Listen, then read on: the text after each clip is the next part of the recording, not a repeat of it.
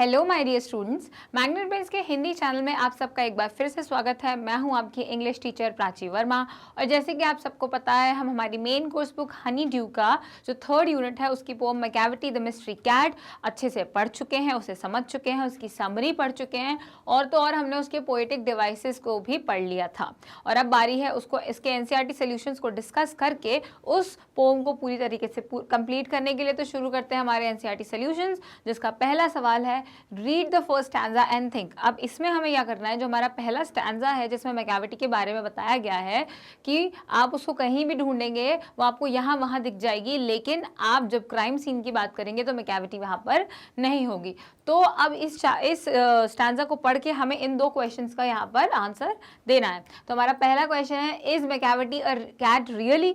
मतलब जिस हिसाब से हमारे कवि ने उसका डिस्क्रिप्शन दिया है, उसका विवरण दिया है कि मैकेविटी ऐसी है वैसी है, तो उससे लग ही नहीं रहा है कि वो किसी बिल्ली की बात कर रहे हैं। ऐसा लग रहा है किसी मास्टरमाइंड क्रिमिनल की बात कर रहे हैं। तो मैकेविटी वो पूछ रहे हैं कि यहाँ क्या सच में वो एक बिल्ली है? Yes, Macavity is a cunning cat, एक चालाक बिल्ली है। पहले वो पूछेंगे कि सवाल तो बस इतना ही है कि क्या वो है, जिसका जवाब बस यस है। लेकिन आप सिर्फ यस लिख के नहीं छोड़ेंगे, आप एक सेंटेंस आगे जोड़ेंगे कि हाँ, मैकेविटी एक चालाक बिल्ली है।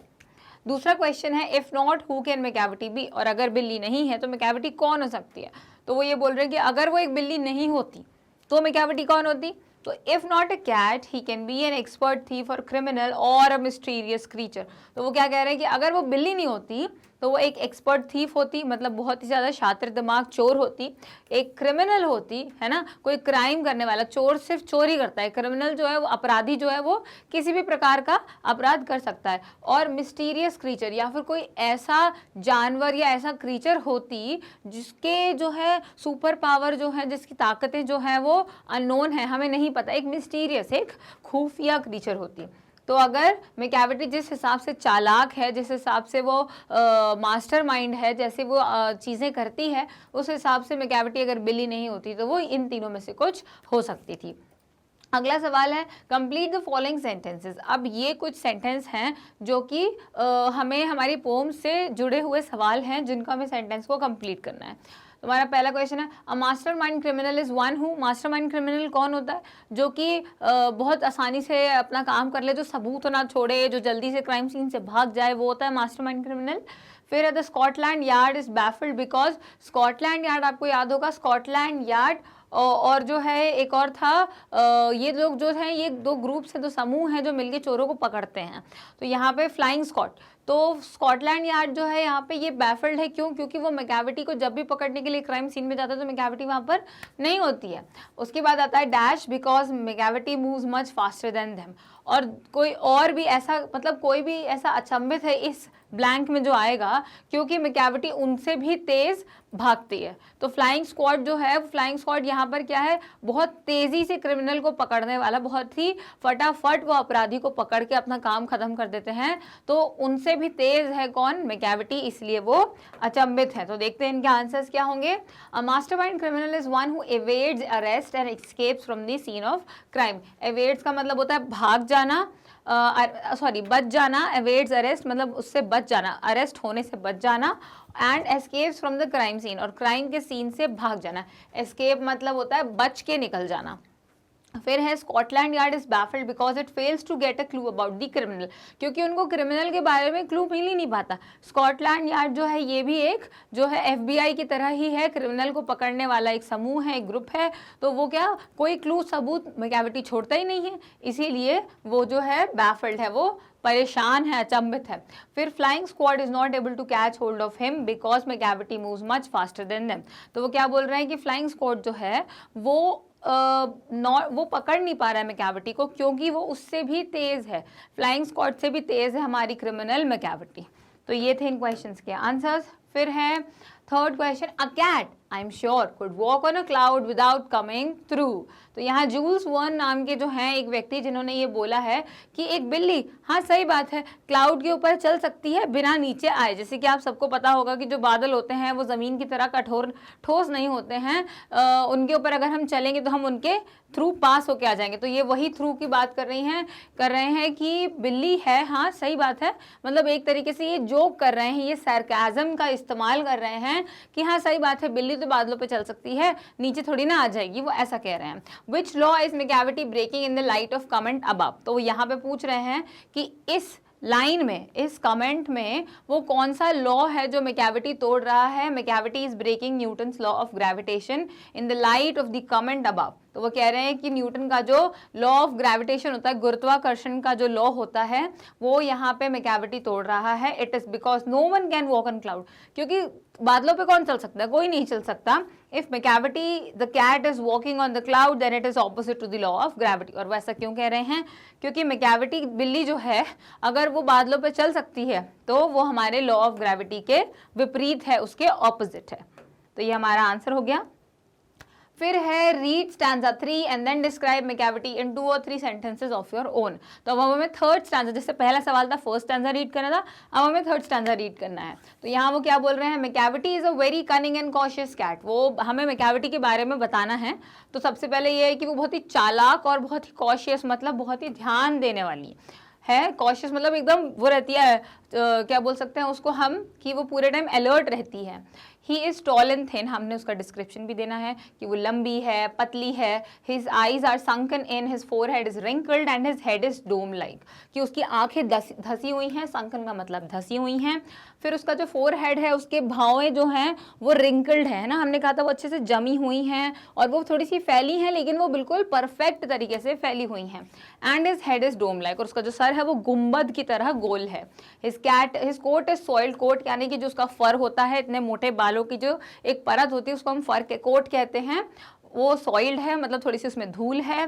Hair on his cheeks is not combed, और उसके बालों पे जो चीक, उसके गालों पे जो चीक्स हैं वो उन पर कंघी नहीं की हुई है, मतलब कंघी तो वो करते नहीं हैं, लेकिन वो जो है वो सुलझे हुए नहीं है, वो उलझे हुए हैं। तो अगला क्वेश्चन है जिसमें हमको इन सेंटेंसेस को देखकर ट्रू और फॉल्स बताने हैं। से फॉल्स और true for each of the following sentences. तो पहले हम इन्हें खुद देखेंगे, फिर हम इनके आंसर्स को डिस्कस करेंगे। Macavity is not an ordinary cat, क्या मैकेविटी एक साधारण बिल्ली है? नहीं, ये बिल्कुल भी एक साधारण बिल्ली नहीं है। तो वो भी यही कह रहे हैं कि मैकेविटी एक साधारण बिल्ली नहीं है, जो कि ट्रू है। उसके बाद Macavity cannot do what फकीर कैन ईजिली डू, मैकेविटी वो नहीं कर सकती जो फकीर आसानी से कर सकता है। नहीं, ये बिल्कुल गलत है, क्योंकि जब उसमें था पोम में एक लाइन है जिसमें वो कहते हैं कि मैकेविटी को जो झूलने की सुपर पावर है, हवा में बीच में झूलने की जो सुपर पावर है, वो देखकर एक फकीर भी शौक में आ जाता है। तो ये चीज़ तो फॉल्स हो जाती है। मैकेविटी है सुपर नेचुरल पावर्स, बिल्कुल है, क्योंकि एक बिल्ली इस तरीके से जो चीज़ें करती है वो कोई साधारण बात नहीं है, आम बात नहीं है, इसलिए हाँ मैकेविटी के पास सुपर पावर्स हैं।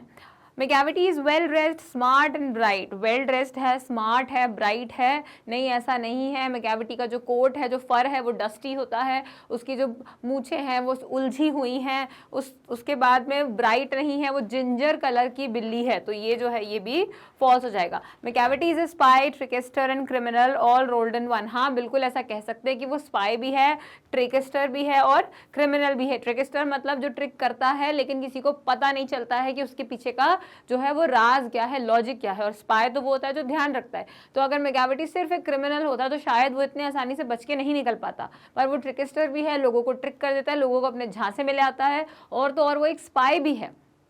स्पाई क्या करता है, स्पाई को पहले से पता रहती है ना चीज़ें, ध्यान रखता है कौन कहाँ आ रहा है, जा रहा है, हर चीज़ का ध्यान रखेगा, तभी तो मैकेविटी को पता चलेगा कि मुझे कब ये क्राइम करके उस सीन से भागना है। तो ये भी ट्रू है। तो ये रहे इसके आंसर्स कि मैकेविटी एक ऑर्डिनरी कैट है, नहीं है, बिल्कुल सही। फिर है Macavity cannot do what a fakir can easily do, false. उसके बाद है Macavity has supernatural powers, बिल्कुल सही, true. Macavity is well dress, smart and bright, false, नहीं, वो ऐसा नहीं है। और मैकेविटी स्पाई, ट्रिकस्टर, क्रिमिनल, ये सब कुछ एक में है, एक जो है पोटली में उसके सारे जो क्वालिटीज़ हैं भगवान ने वो बनाकर मिलाकर मैकेविटी के अंदर दे दिए हैं। चलिए आगे बढ़ते हैं अगले क्वेश्चन की तरफ, जो कि है having read the poem try to guess whether the poet is fond of cats, if so why does he call Macavity a fiend and monster. Poem पढ़ने के बाद आपको ये बताना है कि जो हमारा पोएट है क्या उसको बिल्लियों से लगाव है, और अगर ऐसा है तो वो मैक्याविटी को एक फिएंड और एक मॉन्स्टर क्या होता है, मॉन्स्टर तो आपको सबको पता है कि मॉन्स्टर क्या होता है, एक राक्षस होता है, और फिएंड जब वो कहते हैं तो वो कहते हैं एक कोई नेगेटिव, एक विलेन की तरह है, वो बिल्ली के भेस में एक विलेन है। मॉन्स्टर ही एक तरीके से, फिएंड मॉन्स्टर एक ही चीज़ जाती है, लेकिन फिएंड जो है वो इंग्लिश वर्ड नहीं है, और वो जिस भी लैंग्वेज से लिया गया है उस लैंग्वेज में उसका मतलब होता है कोई विलेन या कोई नेगेटिव पर्सन। तो यहाँ पे क्या है, the poet admires the cat for his swift movements, expert criminality and the way he gives the slip to the police. अब यहाँ पर जो हमारे पोएट हैं उनको ये खास बात जो है हमारी बिल्ली मैक्याविटी की, वो ये अच्छी लगती है कि उसके मूवमेंट्स बहुत स्विफ्ट है, बहुत शांति से चलती, किसी को पता नहीं चलता, उसको क्या कहते हैं, हिडन पॉ कहते हैं उसे, इसीलिए उसके चलने फिरने की, आने जाने की जो है हमको न्यूज़ नहीं मिल पाते, हमको आभास भी नहीं हो पाता है। एक्सपर्ट क्रिमिनलिटी, जो वो क्राइम्स करता है उसमें भी वो बहुत ज़्यादा शातिर दिमाग है, बहुत ही ज़्यादा एक्सपर्ट है। And the way he gives a slip to the police, जिस तरीके से gives a slip to the police का मतलब क्या होगा कि वो पुलिस को चकमा दे के भाग जाता है। तो ये चीज़ों पे वो एडमायर करता है। एडमायर करना मतलब किसी की तारीफ करके उससे जो है वो होना, इंस्पायर होना, उसे कहते हैं admire. But he is a law breaker at the same time, so the poet calls him a devil और डेविल एंड जाइंट। तो क्या बोला उन्होंने, लेकिन उसके साथ साथ वो लॉ ब्रेकर भी है। अगर वो सिर्फ एक मस्तीखोर बिल्ली होती तो वो कोई दिक्कत नहीं होती, लेकिन यहाँ पोएट ने क्या कहा कि वो लॉ ब्रेकर भी है, वो कानून भी तोड़ता है, और इसीलिए वो उसको पोएट ने डेविल और जाइंट कहा है। मतलब एक प्रकार से बिल्लियां पसंद नहीं होती अगर, तो शायद वो उनके ऊपर पोम नहीं लिखता। तो बिल्लियां जो है हमारे पोएट को पसंद है, उनकी कुछ खास आदतें हैं जिनकी वजह से वो पसंद है, लेकिन उसके साथ साथ क्योंकि वो लॉ ब्रेकर हैं या फिर वो बुरी हरकतें करती हैं, गलत काम करती हैं, इस वजह से वो चीज़ उनको नहीं पसंद है। तो ये है हमारा आंसर। फिर है, has the poet used exaggeration for special effect. Poet ने क्या स्पेशल इफेक्ट्स डालने के लिए एग्जैजरेशन का इस्तेमाल किया है।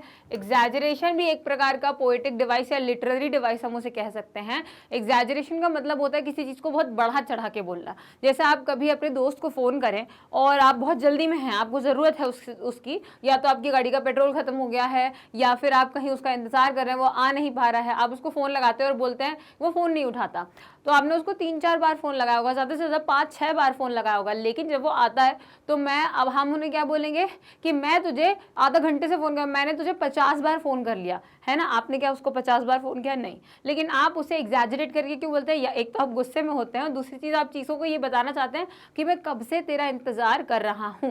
तो जब हम किसी चीज़ को ऐसे बढ़ा चढ़ा के बोलते हैं तो उसे कहते हैं एग्जैजरेशन। जैसे छोटे बच्चे नहीं अपनी मनगढ़ंत कहानियाँ सुनाते हैं कि मैं यहाँ चला गया था, मैंने ऐसा किया, मैंने वैसा किया, मैंने मॉन्स्टर को मार दिया है ना, मैंने वो ट्रक को पलट दिया। तो इस तरीके से जो चीज़ होती हैं इनको हम एग्जैजरेशन कहते हैं। Has the poet used exaggeration for special effect? क्या इस पोम में स्पेशल इफेक्ट्स डालने के लिए हमारे पोएट ने एग्जैजरेशन का इस्तेमाल किया है? और find a few examples of it and read those lines allowed. उनके हमको उदाहरण ढूंढना है और उन्हें पढ़ना है।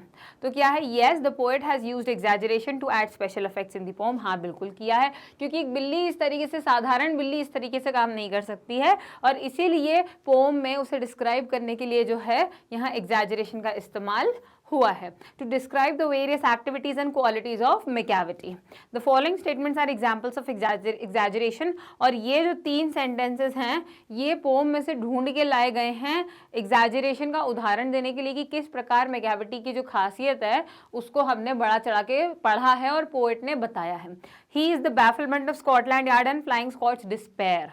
अब स्कॉटलैंड यार्ड और फ्लाइंग स्कॉच जो हैं ये लोग माहिर हैं चोरों को पकड़ने में, बहुत फुर्ती से, दिमाग से भी और स्किल से भी, फिजिकल एबिलिटीज से भी, अपने जो दौड़ने, भागने, यहाँ वहाँ से पकड़ने और अपने दिमाग की जो है तेज़ी है उससे भी ये लोगों को, क्रिमिनल्स को पकड़ने में बहुत ज़्यादा माहिर हैं। लेकिन उसके बाद भी वो उन लोगों को भी शॉक दे देती है, उन लोगों को भी वो होपलेस बना देती है, नाउम्मीद बना देती है, क्योंकि वो उनको चकमा दे के भाग जाती है। स्पार्स ऑफ लेविटेशन, ये तो बहुत ही बड़ा एग्जैजरेशन था कि कोई बिल्ली हवा में झूल रही है, जो कि बिल्कुल ही मुमकिन नहीं है। और जब ये बोला गया था तभी समझ में आ रहा था कि ये तो कितनी बड़ी चढ़ी बात है। A fiend in feline shape a monster of depravity. अब देखिए, वो बिल्ली चाहे कितनी ही शातिर दिमाग हो, वो खूंखार नहीं है या वो किसी और को इस तरीके से परेशान नहीं करती कि किसी का बहुत ही ज़्यादा बुरा हो जाए। लेकिन यहाँ पे क्या कहा गया है कि fiend in feline shape a monster of depravity. Monster of depravity मतलब बुरी चीज़ों का जो मॉन्स्टर होता है, जो गलत काम करता है, वो वैसी मॉन्स्टर है। और बिल्ली के शेप में, फेलिन मतलब कैट का ही एक जो है सिनोनिम, पर्यायवाची हम कह सकते हैं बिल्ली का, कि बिल्ली के आकार मतलब बिल्ली जैसा दिखने वाला जो एक विलन है, वो मतलब कुछ ज़्यादा ही बुरा जो है, उनको हमने उपाधि दे दी है हमारी मैकाविटी को कि वो बिल्ली के आकार में एक विलन है और बुरी चीज़ों का, गलत चीज़ों का, नेगेटिव चीज़ों का मॉन्स्टर है वो। मतलब बताइए कि इतने बड़े काम तो उसने किए ही नहीं है जितनी ज़्यादा उसको उपाधियां यहाँ पर हमारे पोएट ने दे दी हैं। तो ये कुछ एग्जैजरेशन के एग्जाम्पल्स थे। इसके साथ हमारा ये चैप्टर और ये यूनिट भी खत्म होती है। अगले वीडियो से हम हमारी यूनिट 4 स्टार्ट करेंगे और वो स्टार्ट करने के लिए, उसके वीडियोस देखने के लिए आपको आना पड़ेगा मैग्नेट ब्रेन्स की वेबसाइट पर, जिसके लिए आप टाइप करें magnetbrains.com। ऐसी स्क्रीन ओपन होगी जिसमें आपको सारे ऑप्शंस मिलेंगे। आपको अपना कोर्स सिलेक्ट करना है जो कि है CBSE हिंदी मीडियम। अपनी क्लास सिलेक्ट करेंगे, क्लास 8th। और उसके बाद में क्योंकि आपको हनी ड्यू पढ़ रहा है तो हनी ड्यू में आप यहाँ जाएंगे और वॉच नाउ के जो है उस पर टैप करेंगे, आइकन पर। वॉच नाउ पर टैप करने के बाद आपके पास पूरी मेन्यू खुल जाएगी आपके लिए। आपको जो देखना है वीडियोस, जिस यूनिट के वीडियो को देखना है उसे ओपन करें, वीडियो के वॉच नाउ पर टैप करें और वीडियो को शुरू से लेकर आखिरी तक अच्छे से देखें ध्यान से, ताकि आपको कोई अगर डाउट आए तो उसे आप कमेंट सेक्शन में मेंशन कर सकें। ये मैं आपको इसलिए बता रही हूँ क्योंकि मैग्नेट ब्रेन्स पर अवेलेबल है 100% फ्री ऑनलाइन शिक्षा 6 से 12 स्टैंडर्ड के बच्चों के लिए, सारे स्टेट बोर्ड्स के हिसाब से। तो अगर आपको हमारे वीडियो पसंद आया तो उसे लाइक करें, हमारे चैनल को सब्सक्राइब करें ताकि आपको अपडेट्स मिलती रहें, और किसी और की मदद करना चाहते हैं इन वीडियो के द्वारा तो उनसे इस वीडियो को शेयर करें। तब तक के लिए थैंक यू।